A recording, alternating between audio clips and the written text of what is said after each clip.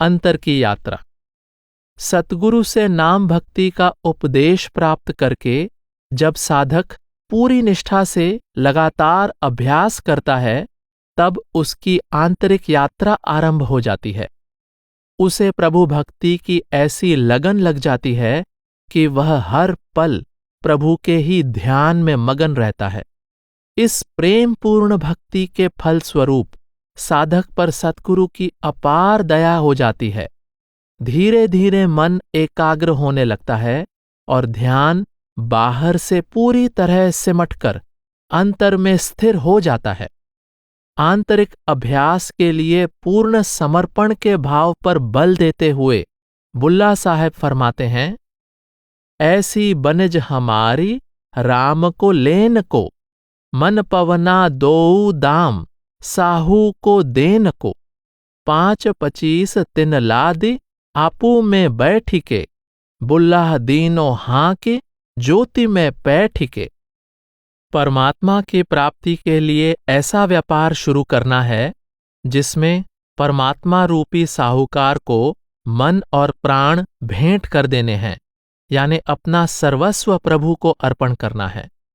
5 तत्वों, 3 गुणों और 25 प्रकृतियों का सामान शरीर रूपी वाहन में लादकर मन को एकाग्र करना है।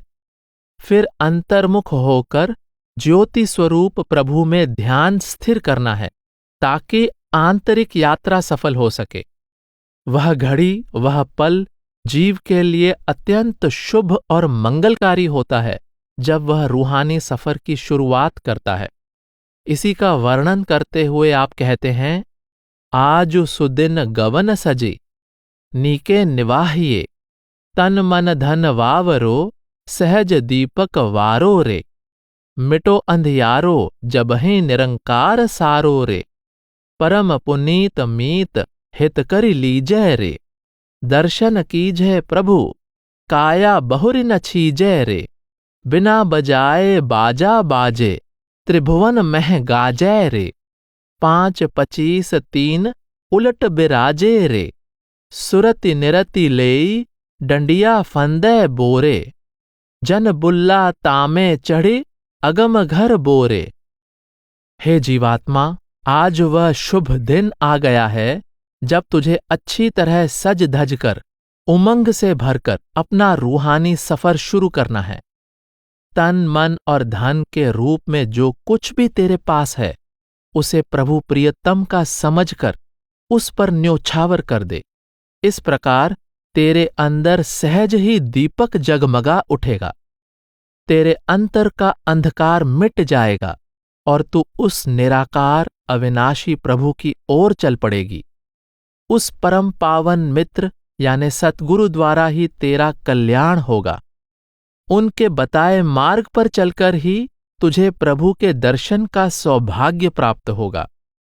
शरीर की ताकत धीरे धीरे कम होती जा रही है। कौन जाने यह अवसर फिर मिले न मिले, इसलिए समय रहते प्रभु के घर से निरंतर आने वाली अनहद शब्द की मधुर धुन को सुन ले।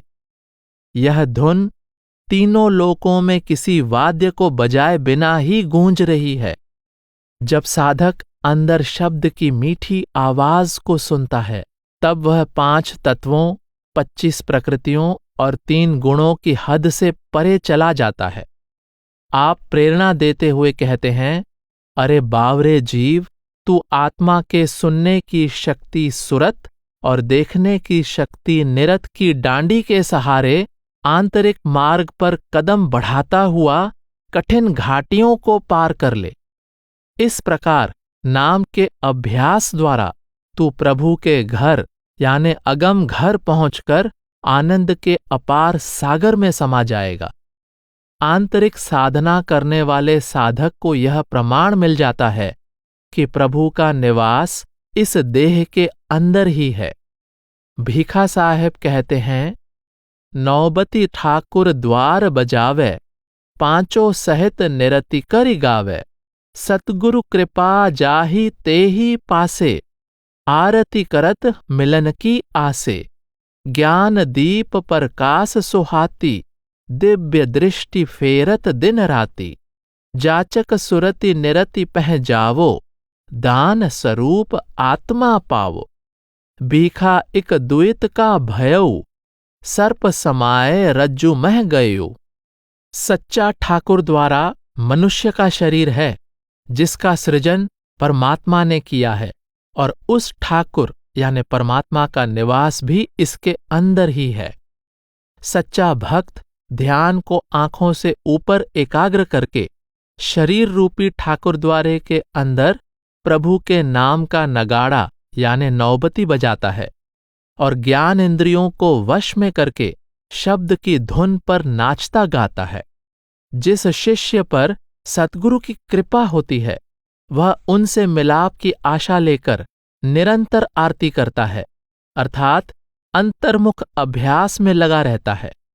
उसके अंदर नाम के प्रकाश का सुंदर दीपक प्रज्वलित हो जाता है, और वह दिव्य दृष्टि द्वारा दिन रात उस प्रकाश का दर्शन करता रहता है।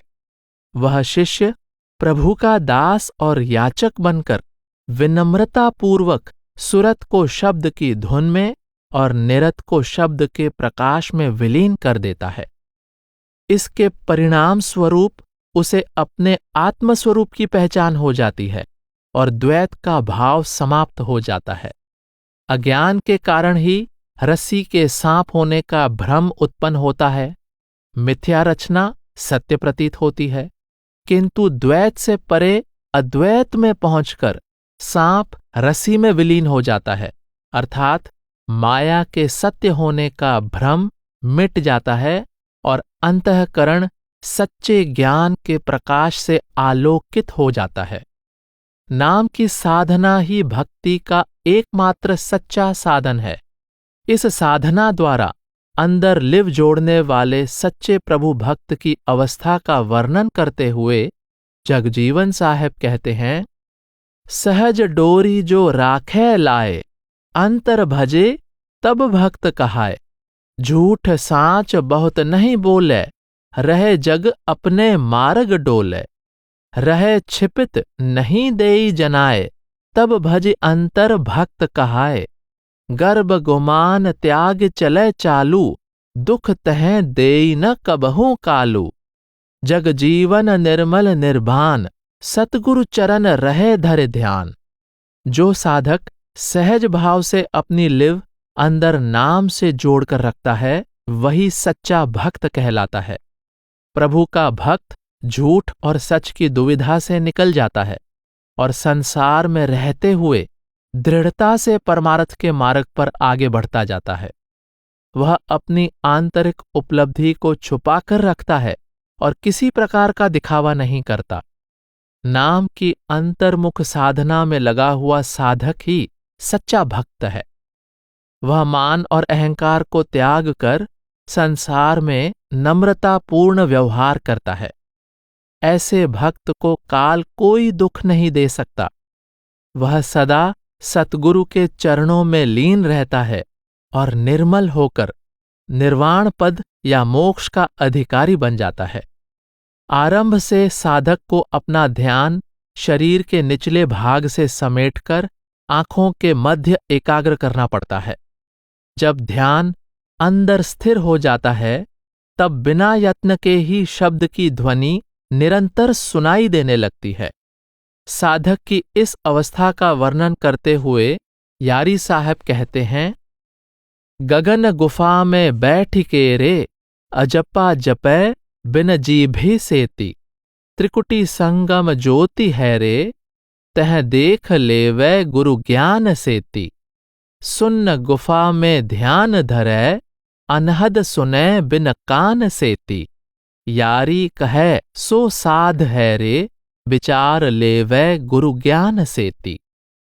साधक को चाहिए कि सतगुरु द्वारा समझाई युक्ति के अनुसार ध्यान को आंखों से ऊपर आंतरिक आकाश की गुफा में स्थिर कर ले और जिह्वा को हिलाए बिना अजप्पा जाप करते हुए सुरत को शब्द से जोड़ दे। ऐसा करने पर सुरत शब्द के सहारे ऊपर की ओर चढ़ाई करती हुई पहले मंडल से दूसरे रूहानी मंडल के प्रकाश में पहुंचेगी और फिर तीसरे रूहानी मंडल यानी 10वें द्वार की सुन्न में पहुंचकर अनहद शब्द में लीन हो जाएगी। आप समझाते हैं कि गुरु के उपदेश के अनुसार जब साधक मन इंद्रियों को साध कर 10वें द्वार में पहुंचता है, तब उसे अपने आत्मिक स्वरूप की पहचान हो जाती है। ऐसा साधक ही वास्तव में साधु कहलाता है। अंतर में ध्यान स्थिर करने की प्रेरणा देते हुए जगजीवन साहेब कहते हैं, मनुआ तैं कहूं अनत न जाई, गगन गुफा सतगुरु कै मूर्ति, तहां रहो लौ लाई। आप कहते हैं कि मन को बाहर की ओर न जाने दो, बल्कि आंतरिक आकाश की गुफा में ध्यान को स्थिर करके वहां सतगुरु के स्वरूप से लिव जोड़कर रखो। नियम पूर्वक पूरे यत्न से साधना करते हुए धीरे धीरे चित्त निर्मल हो जाता है और कर्मों का बोझ हल्का हो जाता है। तब सुरत आंतरिक रूहानी मंडलों की ओर उड़ान भरने लगती है। आंतरिक यात्रा के आरंभ की थोड़ी सी झलक देते हुए गुलाल साहब कहते हैं, 5-25 3 बस करिकै, सुखमन सेज बिछावै, सुरत सुहागिन उड़े गगन मुख, तब चंदा दर्शावै, मूल चक्र गही के दृढ़ बांधै, बंक नाल चढ़ी धावै, अभिगत सो यह खेल बनो है, आवा गवन नसावै, रीझि रीझि दसहों दिसि पूजै, पार ब्रह्म में समावै। प्रेमी साधक 3 गुणों, 5 तत्वों तथा 25 प्रकृतियों को वश में करके अर्थात त्रिलोकी को पार करके अपनी सुरत सुषुम्ना में स्थिर कर लेता है। उसकी सुरत आंतरिक आकाश में उड़ान भरने लगती है और उसे चंद्रमा दिखाई देता है। जब साधक सुरत को नीचे मूल चक्र की ओर जाने से पूरी तरह रोकने में सफल हो जाता है, तब प्रभु प्रियतम से मिलाप के लिए उत्सुक सुरत रूपी सुहागन सहस्रदल कमल तथा बंकनाल को पार करके दूसरे रूहानी मंडल त्रिकुटी से ऊपर पहुंच जाती है। उसका अगम अगाध प्रभु के साथ मिलाप हो जाता है और वह आवागमन के चक्र से मुक्त हो जाती है। उसको हर ओर प्रभु का ही दर्शन होता है और वह पार ब्रह्म में समा जाती है। पूरी लगन और परिश्रम से नाम का अभ्यास करने वाले साधक के लिए प्रभु की अपार दया से अंदर का दरवाजा खुल जाता है। गोविंद साहेब समझा रहे हैं कि निरंतर प्रयास करते हुए जब साधक अंतर में प्रवेश करता है, तब वह स्वयं प्रत्यक्ष अनुभव कर सकता है कि वहां क्या क्या खजाने भरे पड़े हैं। आपकी वाणी है, ज्ञान ध्यान परमान करो तह, जहवां सुर धुनि बाजै, छवि समूह जहवां जंगम दुति, अनहद रूप विराजै, रास अलौकिक भास भीतरै, बिनु नैनन लखि छाजै। ज्ञान ध्यान यानी अंतर्मुख साधना में लीन हुआ साधक आंतरिक जगत का प्रत्यक्ष अनुभव कर सकता है, जहां अलौकिक शब्द की ध्वनि निरंतर गूंज रही है। यह ध्वनि कहीं बाहर से नहीं बल्कि देह के अंदर से आ रही है। प्रभु के निज धाम की सुंदरता वर्णन से परे है। शोभा के उस धाम में परमात्मा शब्द स्वरूप में विराजमान है। वहां शब्द का प्रकाश ऊर्जा से परिपूर्ण है। उस अद्भुत धाम का दर्शन आंतरिक साधना द्वारा आत्मा की आंख से किया जा सकता है, न कि इन बाहरी आंखों से। सतगुरु की बताई युक्ति के अनुसार नाम का अभ्यास करते हुए साधक की सुरत धीरे धीरे एक मंडल से दूसरे मंडल की ओर आगे बढ़ती जाती है। भीखा साहेब अपनी वाणी में इसका वर्णन इस प्रकार कर रहे हैं। जोग जुक्ति परखन लगो, समुझत वार न पार, नेकु दृष्टि नहीं आवई, जीव पर परल खंभार। उबी उबी घूमी घूमी उलटी गयो मन, सुनि धुनि चढ़ल पहाड़। सुन्न शिखर पर जाई रहयो है, खुली सब भरम किवार। बासर पूरन चंद उगो है, अचरज निज रूप हमार। ज्ञान ध्यान तहवा लगो है, भीखा गुरु चरण आधार। आप कहते हैं कि परमात्मा से योग यानी मिलाप की अद्भुत युक्ति वर्णन से परे है। इसे जीव अपनी बुद्धि द्वारा नहीं समझ सकता। अगर समझने का प्रयास भी करता है तो घबरा जाता है। सतगुरु की समझाई युक्ति के अनुसार ध्यान को अंदर उल्टा लिया जाए तो शब्द की ध्वनि को सुनते हुए आत्मा त्रिकुटी के पर्वत पर चढ़ जाती है। इसके बाद यह तीसरे रूहानी मंडल 10वें द्वार या शून्य के शिखर पर पहुंच जाती है और इसको चंद्रमा जैसा श्वेत प्रकाश दिखाई देता है। वहां पहुंचकर आत्मा को अपने निर्मल स्वरूप की पहचान हो जाती है और इसके सारे भ्रम दूर हो जाते हैं। बुल्ला साहब ने भी अपनी वाणी में रूहानी मंडलों का कई जगह वर्णन किया है। उदाहरण के लिए आपने अनेक प्रसंगों में दूसरे रूहानी मंडल त्रिकुटी का इस प्रकार उल्लेख किया है। त्रिकुटी जहाँ बसत संगम, निर्गुण खाना त्रिकुटी जाना, होत अनहद बानी त्रिकुटी आदि। समाधि की अवस्था का वर्णन करते हुए आप कहते हैं कि उन्मनी अवस्था यानी समाधि की अवस्था में अंदर शब्द की सहज ध्वनि सुनाई देती है तथा चारों ओर शब्द की ज्योति का प्रकाश दिखाई देता है। उन मुनि लागो बंद सहज धुनि, जगमग ज्योति पसारो। यारी साहब ने भी अपनी वाणी में उन आंतरिक मंडलों के बारे में बहुत से संकेत दिए हैं जिनका अनुभव रूहानी अभ्यास के दौरान होता है। आप कहते हैं, हमरे जायब चली कर, छटा जहां बंसी धुन, त्रिकुटी तट तिलक शोधो, ये ही भजन। यारी गावे शब्द सुनावे, सुनो साधु जन, सुनते नित तारी लावो, सूझी है निर्गुण। हम अपनी सुरत को वहां ले जाएंगे जहां बांसुरी की मनमोहक धुन सुनाई देती है। दूसरे रूहानी मंडल त्रिकुटी में पहुंचकर शब्द का तिलक लगाना यानी अंतर में शब्द का प्रकट होना ही सच्ची भक्ति या भजन है। आप आगे कहते हैं, हे साधुजनों, सुरत को शब्द में लीन करके तीसरे रूहानी मंडल यानी शून्य में समाधि लगा लो। ऐसा करोगे तो 3 गुणों की त्रिलोकी को पार कर लोगे और तुम्हें उस निर्गुण निराकार परमात्मा का बोध हो जाएगा। गुलाल साहब भी यही भाव व्यक्त कर रहे हैं। चौथे पद पर पगजो नावे, अनुभव डंक बजावे, गगन मंडल में बाजी माणो, बंक नाल चली जावे। परमार्थ की राह पर चलने वाला साधक शब्द का डंका बजाते हुए सहस्र दल कमल से ऊपर त्रिकुटी की तरफ जाती हुई सूक्ष्म और टेढ़ी सुरंग यानी बंकनाल को पार करके त्रिकुटी रूपी गगन मंडल में शब्द की साधना का खेल खेलता है। अर्थात उसके लिए शब्द की साधना सहज हो जाती है।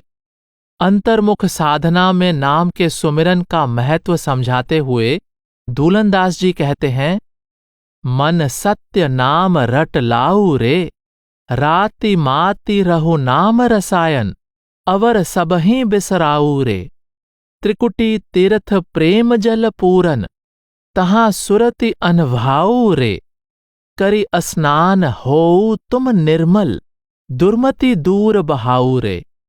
दूलन दास स्नेह डोरी गहे, सुरत चरण लपटाऊ रे। मन को सदा सच्चे नाम के सुमिरन में लगाए रखो। अन्य सभी साधन त्याग कर अपने आप को नाम रूपी रसायन में लीन कर दो। अंदर के पावन तीर्थ त्रिकुटी में प्रभु के प्रेम का भरपूर अमृत है।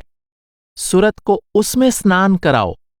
इससे दुर्मति या मनमति की मैल उतर जाएगी और आत्मा निर्मल हो जाएगी।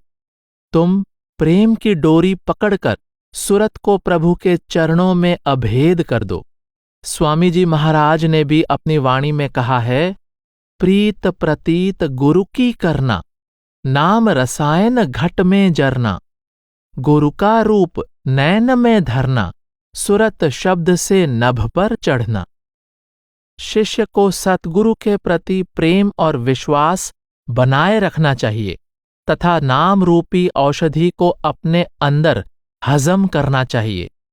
सतगुरु के स्वरूप को आंखों में बसाकर और सुरत को शब्द से जोड़कर आंतरिक मार्ग पर आगे बढ़ते जाना चाहिए।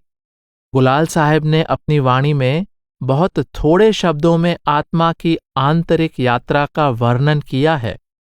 आप कहते हैं कि जब 9 द्वारों से ध्यान को समेटकर 10वें द्वार में पहुंचकर साधक सहज समाधि की अवस्था प्राप्त कर लेता है, तब उसकी सुरत शब्द के साथ जुड़ जाती है और ऊपर की ओर चढ़ाई शुरू हो जाती है।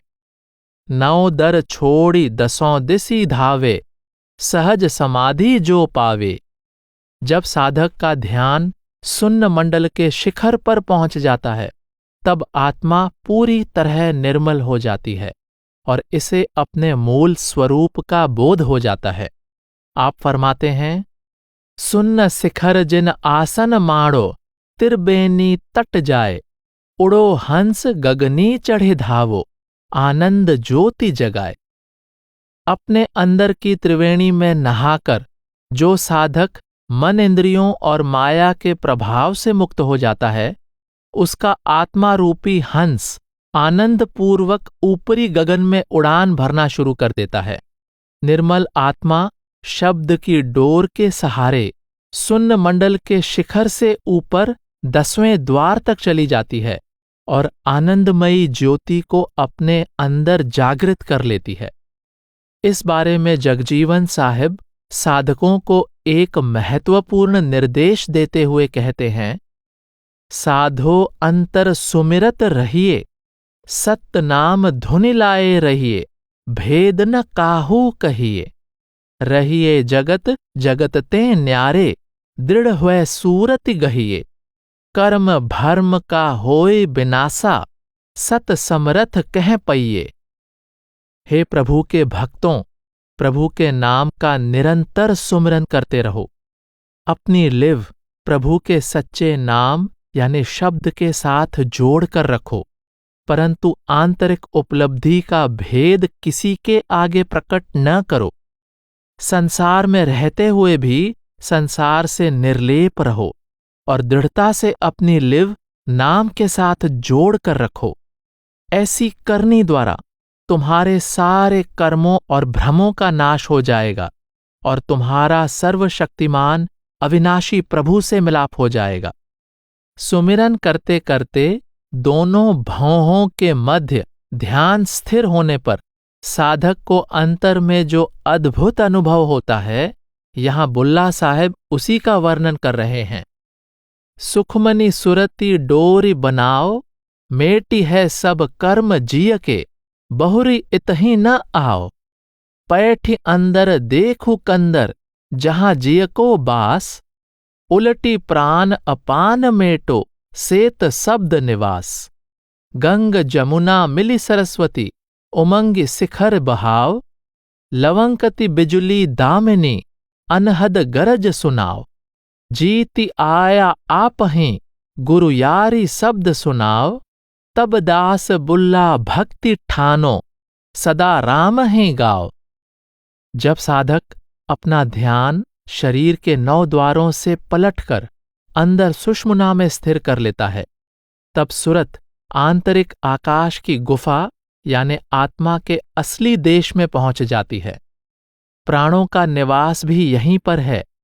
यहां पहुंचकर सुरत शब्द के उज्ज्वल प्रकाश में समा जाती है। इस प्रकार आत्मा तीसरे रूहानी मंडल गंगा, यमुना और सरस्वती यानी ईड़ा, पिंगला और सुषुम्ना के संगम पर पहुंचकर पूरी तरह निर्मल हो जाती है तथा इसका परमात्मा से मिलाप का मार्ग सुगम हो जाता है।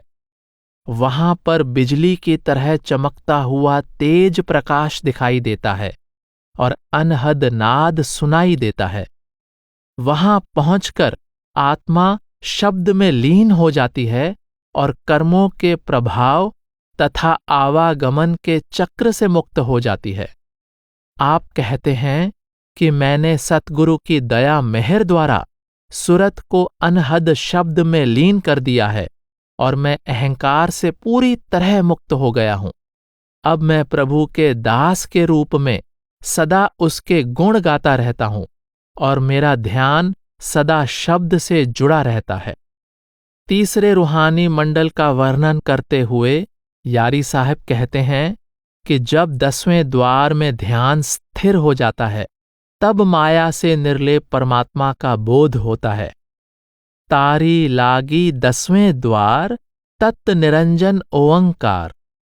इसी भाव को आप और अधिक स्पष्ट करते हुए कहते हैं, जे जोर सो सीध चलावे गंग जमुन सरस्वती मिलावे तिरबेनी मन में स्नान हरिजल भीजहि संत सुजान। साधक को चाहिए कि अंतर में ऊपर की ओर एक ही सीध में चलते हुए गंगा, यमुना और सरस्वती यानी ईड़ा, पिंगला और सुषुम्ना के संगम पर पहुंच जाए।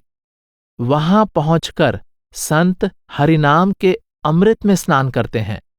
आप एक अन्य प्रसंग में कहते हैं, आपा उलटी के अमी चुवाओ तिरबेनी के घाट प्रेम प्याला श्रुति भर पीवो देखो उलटी बाट। ध्यान को अंदर की ओर पलटकर 10वें द्वार में त्रिवेणी के घाट पर पहुंच जाओ। वहां पहुंचकर हरिनाम के प्रेम का प्याला भर भर कर पियो और ऊपर के मंडल की ओर उड़ान भरना शुरू कर दो। आंतरिक साधना करने वाला साधक अलग अलग रूहानी मंडलों में से गुजरते हुए अपार आनंद का अनुभव करता है और आगे बढ़ता जाता है। बुल्ला साहब कहते हैं, निसुदिन गगन निरेखो जाए सुन्न के मनि भवन में तह ध्यान रहू ठहराए। जन बुल्ला कहे अगम मेला बिरल जन कोई पाए। जब साधक अंतर्मुख होकर रात दिन त्रिकुटी में पहुंचने का अभ्यास करता है तब मोतियों के समान प्रकाशमान शून्य मंडल में ध्यान स्थिर हो जाता है और उसका अगम परमात्मा के साथ मिलाप हो जाता है। यह सौभाग्य नाम की साधना करने वाले किसी विरले गुरमुख को ही प्राप्त होता है। नाम की साधना द्वारा जब सुरत शब्द के सहारे तीसरे रूहानी मंडल में पहुंच जाती है तब आपा भाव मिट जाता है और परमात्मा यानी जोगी के साथ मिलाप हो जाता है। सुन्न निरंतर जोगी बोले आपा उलटी समाए। यारी साहब संकेत देते हैं कि तीसरे रूहानी मंडल सुन्न में पहुंचकर माया से निर्लेप निराकार परमात्मा की ओर जाने वाले रास्ते की निशानी मिल जाती है। सुन्न के मुकाम में बेचून की निशानी है। सुन्न मंडल के ऊपर महाशून्य या तिमिर खंड है और उसके ऊपर भंवर गुफा है। भंवर गुफा ब्रह्मांड का शिखर है। इसको पार करने के बाद आत्मा को परमात्मा के निज धाम सतलोक पहुंचने का सौभाग्य प्राप्त होता है। भंवर गुफा ब्रह्मांड मेखला जोग जुगति बने आई। आंतरिक चढ़ाई का वर्णन करते हुए आप कहते हैं, उड़ उड़ रे बेहंगम चढ़ू आकाश जह नहीं चांद सूर निस बासर सदा अमरपुर अगम बास। देखें उरद अगाध निरंतर हर्ष शोक नहीं जमके त्रास। कह यारी उह बधिक फांस नहीं फल पायो जगमग प्रकाश। आत्मा आंतरिक आकाश में उच्च रूहानी मंडलों की ओर विहंगम चाल से उड़ान भरती है। महाशून्य और भंवर गुफा के बाद आत्मा अमरपुर यानी सतलोक में पहुंचकर सदा के लिए वहां की निवासी हो जाती है। अमरपुर में न चांद है न सूर्य है, वहां न रात दिन है, न हर्ष शोक है और न ही यम का भय है। वहां धर्मराज रूपी शिकारी के जाल में फंसने का भी कोई भय नहीं है। उस परम धाम में पहुंचकर जीवात्मा निरंतर अगम अगाध परमात्मा का दीदार करती रहती है। वहां हर तरफ जगमगाता हुआ प्रकाश है। बुल्ला साहेब उपदेश देते हैं कि आंतरिक यात्रा में जीवात्मा शब्द के सहारे ही आगे बढ़ती है। जोग की गति सुनत हिये में गगन धाम गई, पुलकी पुलकी हम लियो पतिबार सत शब्दमयी। आंतरिक रूहानी मंडलों में पहुंचकर सच्चे शब्द के साथ लिव जोड़ना ही परमात्मा से मिलाप करना है। यही सच्चा योग है। वहां पहुंचकर आत्मा प्रभु का दर्शन करके आनंद से भर जाती है। आप कहते हैं कि जो साधक अपनी सुरत को शब्द की ध्वनि और निरत को शब्द के प्रकाश में लीन कर देता है, उसे परम पद प्राप्त हो जाता है। सुरति निरति लय घंट बजावे, जगमग ज्योति परम पद पावे। इस भाव का बड़ा सुंदर वर्णन गोविंद साहेब ने बसंत उत्सव के माध्यम से किया है। खेलत बसंत निज पिय के संग, रचि सुगंध सब अंग अंग। धाय उझकी चढ़े धवल धाम, देखि डरै सत कोटि काम। उमगी उमगी गुन करत गान, शब्द सुनत जम सठ डेरान। अरध उरध विच रची धमारी, सुरगन गीली नवल नारी। यही हरि पहेरी पटझिन देह, कलरो गावत पिया सनेह। गगन गुफा झनकार होए, असही दसही मरै रोवे रोए। जय गोविंद गुरु घर बसंत, खोज थके नाहि मिलत अंत। अर्थात आत्मा अपने प्रभु प्रियतम के साथ बसंत का आनंद ले रही है। उसका अंग अंग शब्द की भीनी भीनी सुगंध से भरा हुआ है। वह शब्द के सहारे तेजी से आगे बढ़ती हुई अंतर में उस धाम में पहुंच गई है जो अत्यंत प्रकाशमान है। उसकी शोभा को देखकर करोड़ों कामदेव भयभीत होने लगते हैं, अर्थात उनकी शोभा फीकी पड़ जाती है। परम धाम पहुंचने पर आत्मा शब्द की ध्वनि सुनकर उमंग और उत्साह से भर जाती है। वह प्रभु का गुणगान करती हुई असीम आनंद का अनुभव करती है। शब्द की ध्वनि सुनकर यमराज भी डरने लगता है। जब आत्मा की गति नीचे से ऊपर की ओर हो जाती है, तब वह आंतरिक गगन में खुशी से झूम उठती है और शब्द के रस से सराबोर हो जाती है। यहां आत्मा प्रभु की दी हुई शब्द की झीनी देह धारण कर लेती है, अर्थात शब्द में लीन होकर प्रभु प्रियतम के प्रेम में मगन हुई मधुर गीत गाती है। आंतरिक गगन में शब्द की झनकार उठ रही है, जिसके प्रभाव से 10 इंद्रियों से उत्पन्न होने वाले विकार मर जाते हैं, अर्थात इनका कोई वश नहीं चलता। अनेक ऋषि मुनि और ज्ञानी खोजते हुए थक गए, परंतु वे इस गति का भेद नहीं पा सके। आप कहते हैं कि हमने तो अपने सतगुरु की कृपा से अपने शरीर रूपी घर में ही इस बसंत का यानी अंतर के आनंद का अनुभव कर लिया है। दूलनदास जी अभ्यासी साधक को प्राप्त होने वाली आनंदपूर्ण अवस्था का वर्णन कर रहे हैं। प्रभु प्रेम के रंग में रंगी जीवात्मा कहती है, गुरुमति लहन सुरत भरी गागरी, नरिया नेह लगे हों। प्रेम नीर दय प्रीत पुजारी, यही विधि मदवा चुवै हों। अमल अगारी नाम सुखारी, नैनन छवि निर्तय हों। दय चित्त चरण भयूं सत सन्मुख, बहुरि न यही जग ऐ हों। मैं सतगुरु द्वारा बताई युक्ति के अनुसार सुरत रूपी गागर को प्रेम की नली से जोड़ देती हूं और प्रेम की पुजारिन बनकर इसमें प्रेम का जल भर लेती हूं। फिर नाम के रस की मदमस्त करने वाली धारा बहने लगती है। इस प्रकार निरंतर नाम का अभ्यास करते हुए मैं अंतर में प्रभु प्रियतम के सुंदर स्वरूप का दर्शन करती हुई आनंद मग्न हो जाती हूं। मैं सत्य रूप परमात्मा के दर पर पहुंच गई हूं और मैंने अपने आप को उसके चरणों में लीन कर दिया है, अर्थात मैं प्रभु में समाकर प्रभु का ही रूप हो गई हूं। इस तरह मुझे जन्म मरण के चक्र से मुक्ति मिल गई है। अब मुझे पुनः संसार में जन्म नहीं लेना पड़ेगा। सुरत जब आंखों से ऊपर स्थिर होकर शब्द में लीन हो जाती है, तब साधक की आंतरिक मंडलों में चढ़ाई होने लगती है और उसको अंदर अनहद शब्द की भांति भांति की ध्वनियां सुनाई देती हैं। भीखा साहिब ने एक पद में शब्द की अनेक प्रकार की ध्वनियों का वर्णन किया है। धुनि बजत गगन मह बीना, जह आपु रास रस भीना, भेरी ढोल शंख सहनाई, ताल मृदंग नवीना, अंगुली फिरत तार सातहों पर, लाए निकसत भिन भीना, बाजत जल तरंग बहुमानो, जंत्री जंत्र कर लीन्हा।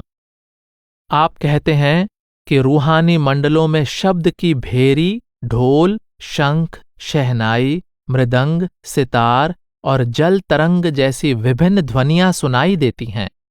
ऐसा प्रतीत होता है जैसे कोई कुशल सितार वादक तारों पर उंगलियां फेरते हुए अलग अलग सुर निकाल रहा हो। आपने परम धाम में गूंज रही बीन या वीणा जैसी धुन की ओर भी संकेत किया है। भाव यह है कि शब्द या नाम परमात्मा का रूप है। यह पूर्ण अद्वैत है। आंतरिक मंडलों की भिन्न भिन्न प्रकृति या बनावट के अनुसार उनमें शब्द की ध्वनि अलग अलग रूप में सुनाई देती है तथा शब्द का प्रकाश भी अलग अलग रूप में दिखाई देता है। ऊपर के मंडलों से आ रही शब्द की ध्वनि सुरत को नीचे के मंडल से ऊपर की ओर खींचती है। आपकी वाणी में शब्द की विभिन्न ध्वनियों का बार बार उल्लेख हुआ है। उदाहरण के लिए घंटे की ध्वनि, बाजत अनहद घंटा तह धुनि, पखावज की ध्वनि, अनहद ताल पखावज बाजे, तथा नरसिंगा, तुरही, शहनाई और घंटे की ध्वनि। नरसिंघा तुरही सहनाई, घंटा धुनि अंबर पर छाई। बुल्ला साहब ने भी रूहानी अभ्यास के समय शब्द की ध्वनि और प्रकाश के अनुभव के बारे में कई संकेत दिए हैं। बांधि पवन हैं, साधि गगन हैं, गरज गरज सुनावई, बिना कर मुख बेनु बाजय, बिन श्रवणन गुंजई। आप कहते हैं कि जो साधक प्राणों को वश में कर लेता है और अंतर में ध्यान को स्थिर करके गगन मंडल में पहुंच जाता है, उसे शब्द की बादलों जैसी गरजना सुनाई देती है। उसे बांसुरी की धुन भी सुनाई देती है, जिसे न तो बाहरी हाथों में थामकर मुंह से बजाया जाता है और न बाहरी कानों से सुना जाता है। शब्द की अलग अलग ध्वनियों का वर्णन करते हुए आप कहते हैं कि त्रिवेणी के घाट पर अनहद शब्द का डंका बज रहा है। वहां पहुंचकर सुरत शब्द के साथ होली खेलती है, अर्थात शब्द में लीन हो जाती है। तीर त्रिवेणी होरी खेलो, अनहद डंक बजाई।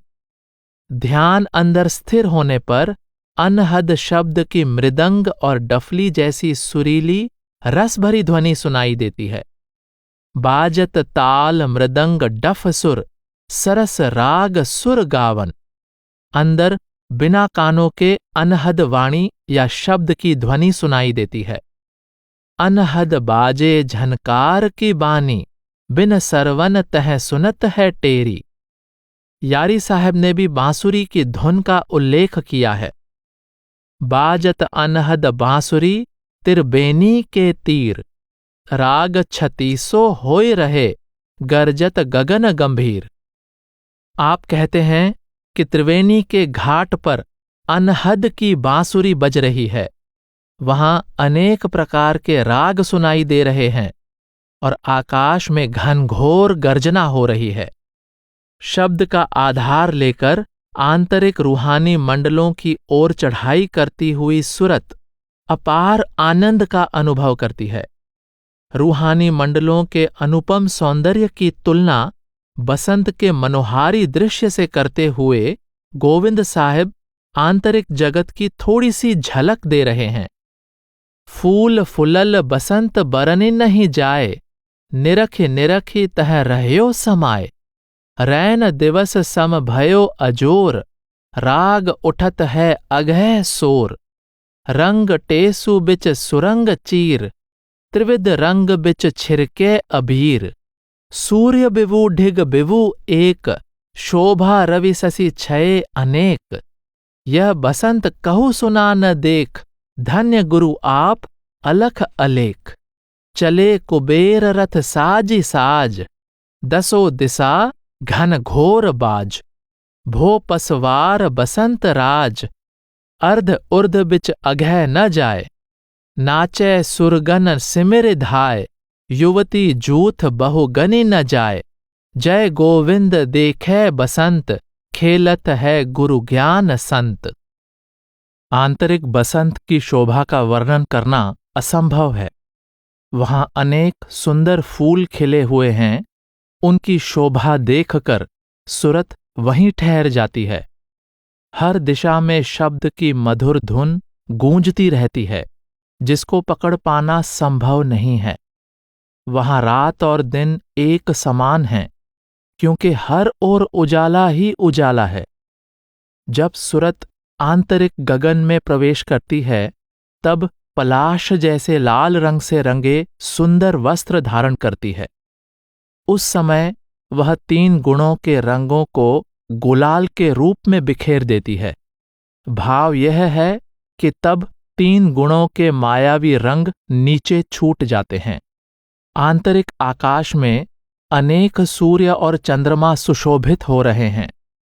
धन्य हैं सतगुरु जो अंतर में ही आत्मरूप की पहचान करवा देते हैं, जिससे सुरत को सच्चे बसंत के आनंद का अनुभव होने लगता है। यह ऐसा आत्मिक आनंद है जिसे न किसी ने देखा है और न सुना है। यह साधक का निजी अनुभव होता है।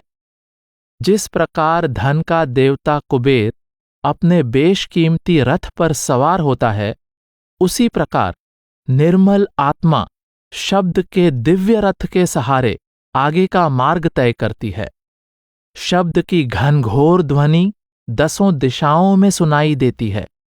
नीचे से ऊपर के मंडलों में विहार करती हुई आत्मा जब शब्द के सहारे आंतरिक गगन में उड़ान भरती है, तब वह अगम, अकह और अगह की ऊंची अवस्था को प्राप्त कर लेती है। इस प्रकार उसे हर दिशा में बसंत का सुहावना वातावरण दिखाई देता है। हंस गति को प्राप्त कर चुकी अनेक पवित्र आत्माएं वहां प्रभु के प्रेम में मगन होकर नृत्य कर रही हैं। आप कहते हैं कि ऐसे दुर्लभ आंतरिक बसंत को वही साधक देख पाता है जिसे सतगुरु से नाम भक्ति का सच्चा ज्ञान प्राप्त हुआ हो और जिसने सतगुरु के उपदेश के अनुसार साधना द्वारा अपने अंदर शब्द की पहचान कर ली हो। प्रभु की कृपा से जिस साधक को नाम का अमृत रस पीने का सौभाग्य प्राप्त हो जाता है, उसकी अवस्था ही बदल जाती है। गुलाल साहब के वचन हैं, अर्ध उर्ध बिच भाठी साजी, पियत करारी पागी।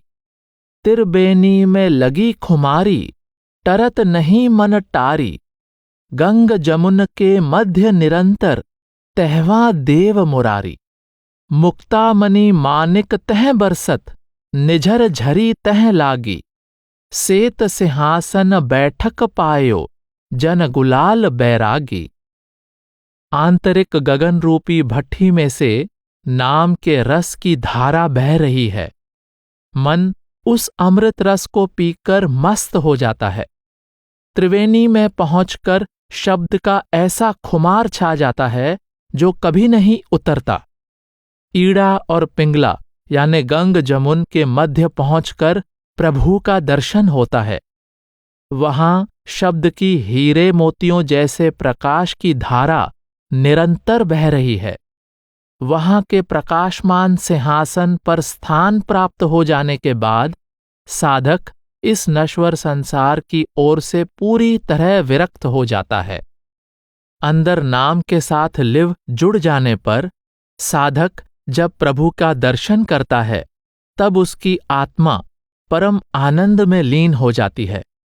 इस अवस्था का वर्णन करते हुए जगजीवन साहब कहते हैं, गहयो 25 तरंग, 3 तज चौथे धाये, देख तखत पर पुरुष, ताही का सीस नवाए, फगुआ दर्शन मांग पागे, अंतर्धुनि लाए, जगजीवन जुग बंध, जुगन जुग ना बिलगाए। प्रभु की दया से अंतर्मुख साधना करके जो साधक 3 गुणों और 25 प्रकृतियों की रचना से ऊपर उठकर चौथे लोक में पहुंच जाता है, उसको सतलोक में विराजमान सतपुरुष के दर्शन करके उनके सम्मुख शीश नवाने का सौभाग्य प्राप्त हो जाता है। यही वास्तव में फागुन मास की वास्तविक होली है। जब अंदर नाम से लिव लग जाती है, तब प्रभु के दर्शन के आनंद में सराबोर होकर जीवात्मा सदा के लिए प्रभु से जुड़ जाती है और अनंत काल तक उससे अलग नहीं होती।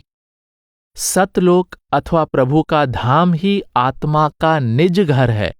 उस परम धाम का वर्णन करते हुए बुल्ला साहेब कहते हैं, जह आदि न अंत न मध्य है रे, जह अलख निरंजन है भेला, जहाँ वेद कतेब न भेद है रे, नहीं हिंदू तुर्क न गुरु चेला, जहाँ जीवन न हानि है रे, अगम अपार में जाए खेला। बुल्ला दास अतीत यूं बोलई, यारी सतगुरु सत सबद देला। प्रभु का धाम माया से निर्लेप है और मन इंद्रियों की पहुंच से परे है। उसका न आदि है न अंत। वेद तथा अन्य धर्म ग्रंथ भी उसका भेद नहीं पा सके। वहां न कोई हिंदू है, न मुसलमान, न कोई गुरु है, न चेला। सदा एक रंग और एक रूप रहने वाला वह अमर धाम परिवर्तन और विनाश के दायरे से बाहर है। मार्ग में पड़ने वाले सभी मंडलों को पार करके आत्मा सत्यलोक पहुंच जाती है, जो प्रभु का धाम है। यही आत्मा का असली घर है। उस अविनाशी घर में पहुंचकर आत्मा जन्म मरण के चक्र से मुक्त होकर परमात्मा की तरह प्रेम रूप, ज्ञान रूप और आनंद रूप हो जाती है। यारी साहब उस प्रकाश मंडल की अद्भुत शोभा का वर्णन करते हुए कहते हैं, झिलमिल झिलमिल बरखे नूरा, नूर जहूर सदा भरपूरा, रुंझुन रुंझुन अनहद बाजय, भंवर गुंजार गगन चढ़ी गाजय, रिमझिम बरखे मोती, भयो प्रकाश निरंतर ज्योति, निर्मल निर्मल निर्मल नामा, कह यारी तह लियो विश्रामा। हर तरफ नूर ही नूर है, प्रकाश ही प्रकाश बरस रहा है। उस आंतरिक आकाश में शब्द की मधुर ध्वनि और भ्रमरों की दिव्य गुंजार गूंज रही है। अंतर प्रकाश से भर गया है। प्रकाश की मोहक किरणें मोतियों की तरह बरस रही हैं। नाम का यह प्रकाश अत्यंत निर्मल है। यहां पहुंचकर ही रूह को सच्ची शांति मिलती है। दुलनदास जी भी आत्मा के निज धाम के अनुपम सौंदर्य की थोड़ी सी झलक देते हुए कहते हैं कि वहां की शोभा वर्णन से परे है। चलो चढ़ो मन यार महल अपने, चौक चांदनी तारे झलकें, बरनत बनत न जात गने, हीरा रतन जड़ाव जड़े जहें, मोतिन कोटि कितान बने। सुख मन पलंगा सहज बिछौना, सुख सोवो को करे मने, दूलन दास के साईं जग जीवन, को आवेह यह जग सुपने। मन को यार कहकर संबोधित करते हुए आप कहते हैं कि इस पराये देश को त्याग कर तुम अपने महल की ओर कदम बढ़ाते चलो, जो तुम्हारा असली घर है। उस अद्भुत महल में असंख्य चांद तारे चमक रहे हैं।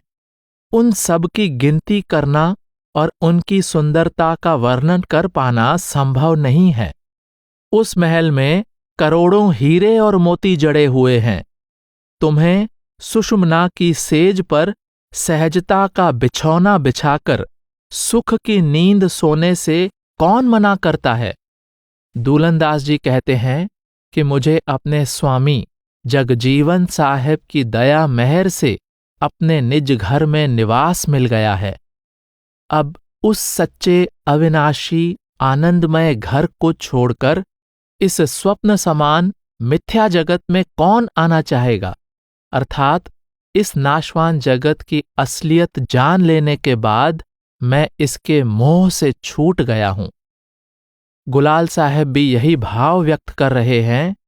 उदित भयो जब ज्ञान, कर्म मन नासई, भरो पदार्थ नाम, अचल पद पावई।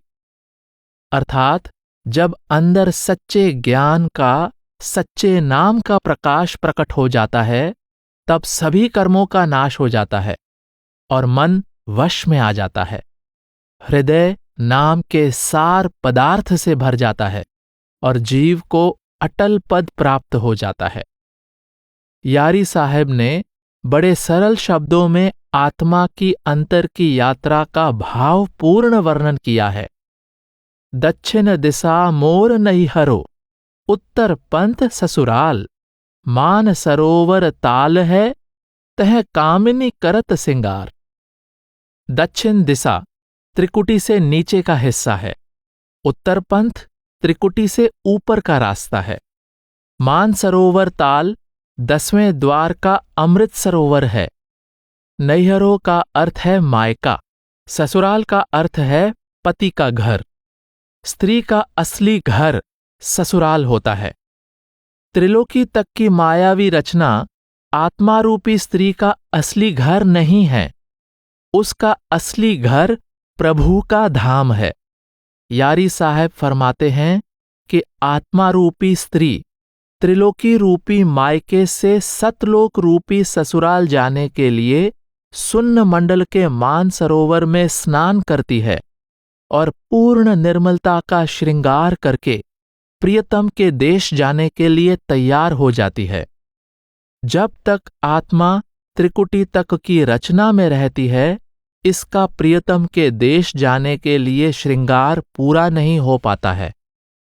त्रिकुटी को पार करके मानसरोवर में स्नान करने से यह पूरी तरह निर्मल हो जाती है। तब आत्मा समझ जाती है कि उसका असली ठिकाना प्रभु प्रियतम का निज धाम है और फिर वह उस धाम की ओर उड़ान भरती है। साधना द्वारा उच्च रूहानी अवस्था प्राप्त कर चुकी ऐसी जीवात्मा को यारी साहब पतिव्रता पिह ही प्यारी कहकर पुकारते हैं।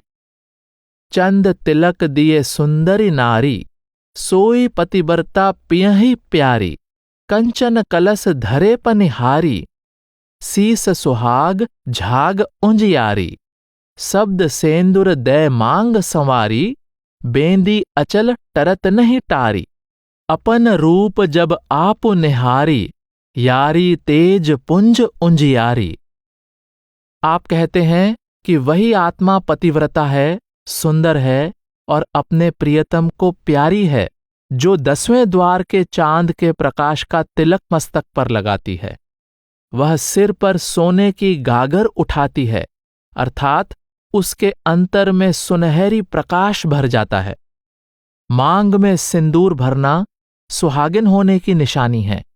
अतः जो आत्मा सच्ची सुहागिन है, वह त्रिकुटी के लाल सूर्य के प्रकाश का सिंदूर लगाती है।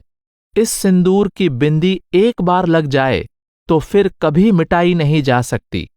जब आत्मा 10वें द्वार में पहुंचकर अपने सच्चे स्वरूप की पहचान कर लेती है, तब उसे बोध हो जाता है कि उसका वास्तविक स्रोत प्रकाश रूप प्रभु है और वह स्वयं प्रकाश रूप होकर परमात्मा से मिलाप करने के योग्य बन जाती है।